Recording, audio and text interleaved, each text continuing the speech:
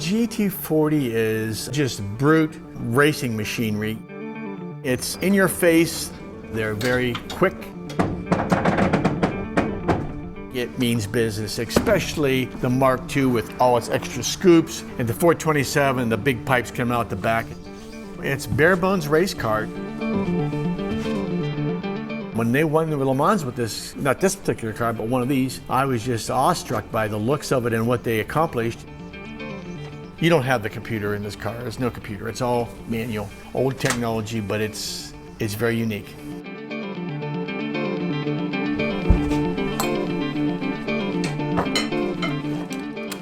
Whoever penned the original car was a genius. I mean, the Mark I GT40 was such a pretty automobile. Here we are 50 plus years later, and this car still looks like it's doing 160 miles an hour sitting still. Pull it next to anything that you want to pick in terms of a new automobile in 2018, and this thing still looks gorgeous.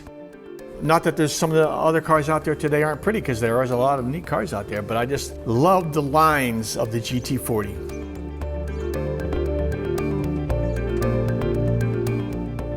You have a main cutoff switch.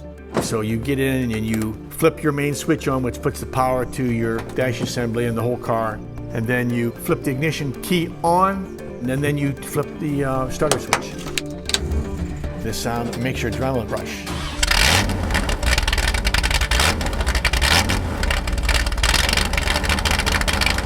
My name is Ted Baird, and I drive a Mark II Ford GT40.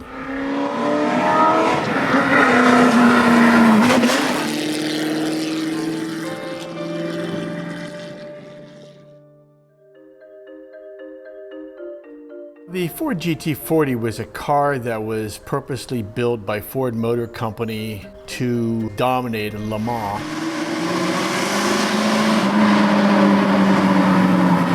In '65, they went at it with the Mark I GT40 with the 289 motor, and they had some teething problems, but they seen that they could probably do this, so they went back to the drawing board and decided to shoehorn a 427 big block in the GT40 chassis and make some changes on the rear deck and some air ducting, and went back at it at Le Mans, and the first three cars that finished were GT40s, and they won in that year, and that was the big finish.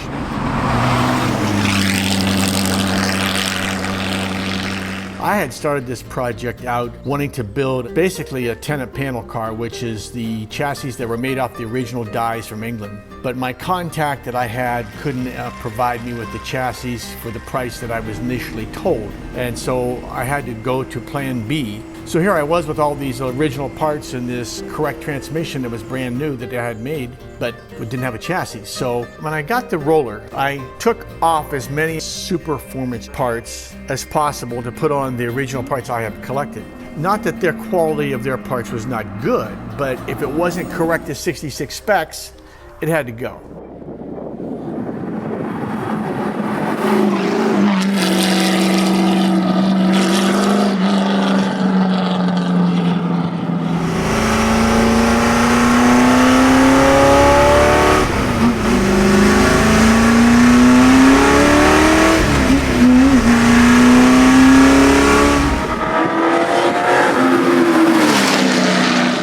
This is pure, on hands, manual, throw it around, race car.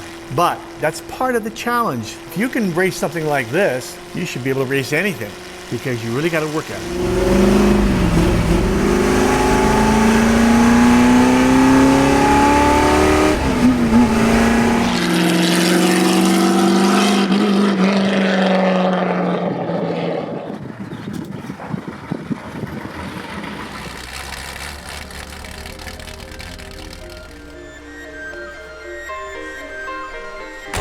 A Mark II GT40 is nothing more than a Mark I with the tub modifications to accept the torque of the 427.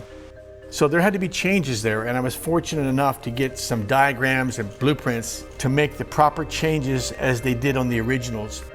I did those changes, and that really made it close to being accurate to the original, and that's what my goal was to make the most accurate Mark II reproduction available.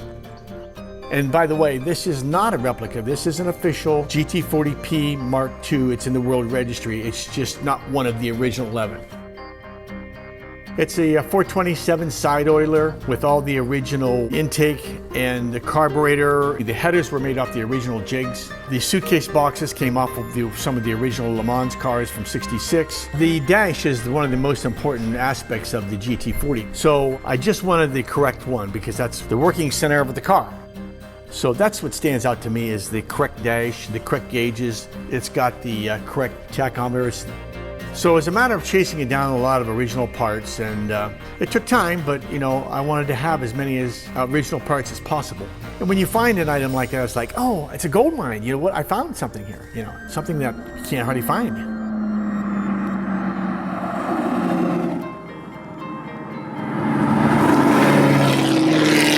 It's just a torque monster. When you hit this thing, it's just like, okay, here we go.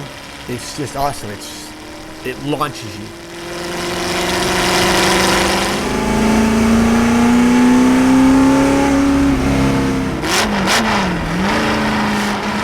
The more seat time you get, the better you get.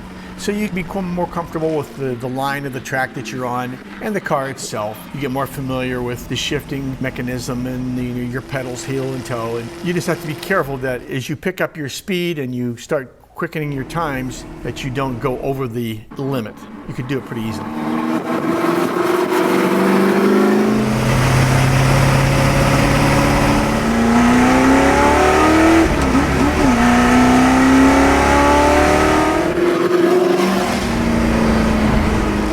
This car just begs you to drive it how it's supposed to be driven, which is hard and fast. It's saying, come on, give me all you got. Let's make it go. And that's what it's designed to do.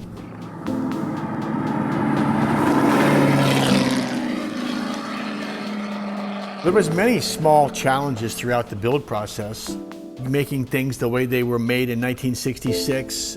So you have to do some brainstorming and drawing and figuring out and talking to other GT40 people. Patience is something you really need. But I just wanted things accurate. So I was willing to do my homework in the fabrication and all that was required to get things correct. So once you get it all done and it's like, wow, this is exactly how it was done in '66, that's the rewarding part.